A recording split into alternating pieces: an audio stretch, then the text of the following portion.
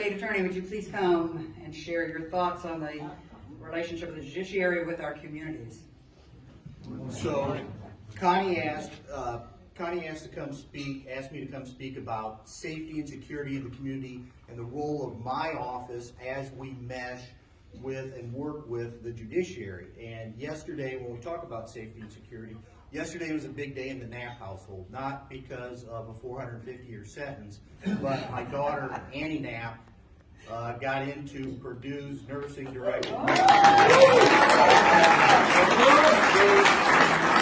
I know this kills Dave Coley and me as well. We'd like to see her go to ISU, but they accept less than 15% of their applicants. It's a direct admit, despite the fact that Judge Yoder went to Purdue. We're still so boil her up. But to get back to what Connie asked me to talk about, safety and security in the community. The first question that came to my mind is, how safe are we? You know, when I was studying criminal justice at ISU in the 80s, you would read stories, you would read literature that safety and security is a perception and a reality. Elderly individuals are literally the least likely to be victimized of crime, but the most afraid to be victimized of crime. So the question is, how safe are we? And I don't know, did anybody see the Panagraph article January 9th about shots fired? I didn't when it came out. I saw it later.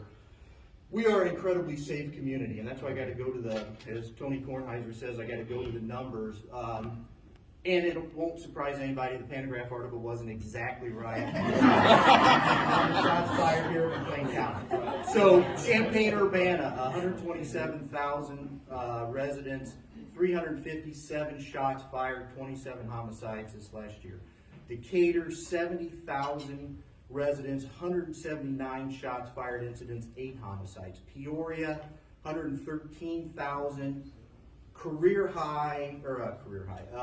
all-time high, 34 homicides. And they didn't give the shots fired, but ShotSpotter by December had already alerted 1,000 times. People that work in the Sheriff Sandage knows ShotSpotter won't give you their proprietary formula, so you don't know the error rate, but let's say it's 50%, that's 500 shots fired in a year. Springfield, 17 homicides. So anybody want to take a guess what our shots fired were? Anybody see? They published it at 40, it was actually 37, and 37 is exactly our 20-year average. So and it's not just, we don't want 37. We want zero. We want 0 homicides. We want 0 shots fired. But comparatively, we're an incredibly safe community. And how did we get there? How did we get there? In my estimation, one of the a huge factor in how we get there is we have a great targeted deterrence program. Judge Barnes talked a little bit about targeted deterrence. In my mind, doesn't just mean we lock everybody up. It means we target individuals who we worry are going to harm this community or who have harmed this community, and we develop a plan. Sometimes it is reaching out to at-risk youth and taking them out for virtual reality and getting them to know our police so they will engage with our police. Other times, it absolutely means removing them from the community. And when we think about removing people from the community, it can be a 450-year sentence for a pedophile, or it can be short-term. Everybody, again, studying criminal justice, and everybody remembers in the 80s and 70s, before Diane's Law, before mandatory DV arrest, men would come home, beat their wives, cops would come out, no arrest would be made, and either the wife would kill the man or the man would kill the wife. And so we've got this cooling off period. A little bit, the way my office works with the judiciary is when we see things like the looting that's going on, without talking about specific cases, as John and I were in the Emergency Operations Center and some of my staff was there with all kinds of different officers, I gave a call to our chief judge, I gave a call to our criminal chief judge to say, just so you know, there's going to be a number of people coming through bond court tomorrow, the next couple days. We're going to ask for incredibly high bonds, and we'd like them to have a little cooling off period. The facts were what the facts were. Once we got to bond court, every case was different. Some people were just there, some people were actively looting.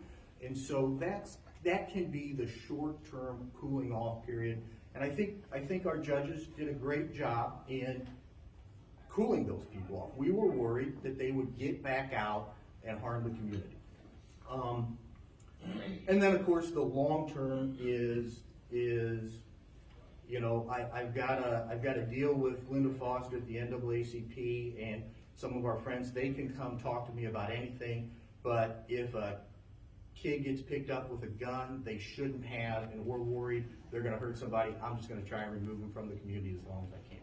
Sometimes the judiciary agrees, sometimes they don't agree, and that's okay. That's what we want. So what role does the judiciary play, and what role should they play? It's getting harder.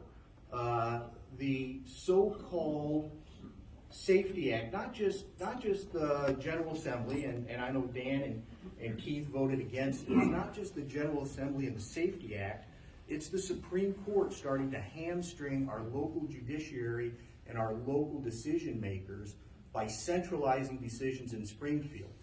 You may have read recently about taking cell phones into the courthouse.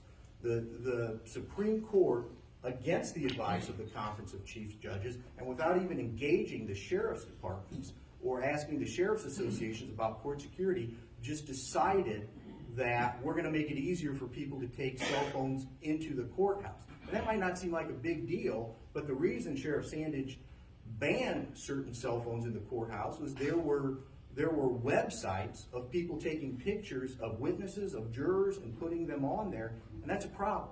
And now that decision's been made by the Supreme Court that we're going to make it easier without any of this local input. Same thing with the Safety Act and centralizing the decision making for doing away with cash bail. And on my wall I've got a whole list of crimes that in 2023 are no longer going to be eligible for a local judge to look at Scott Murphy and say, and we know he did, Scott Murphy did X in our community, and I'm either going to give him this cooling off period or I'm going to hold him in John's jail until he goes to trial. That discretion has been restricted. And will they ever get that discretion back? I know there's talks about trailer bills. Maybe they'll get some of that discretion back. But because the General Assembly and the Supreme Court seems to be intent to continue to restrict local discretion, that's why local discretion becomes even more important. And that's why everybody should pay attention to the judicial election. So with that, Judge McFarland.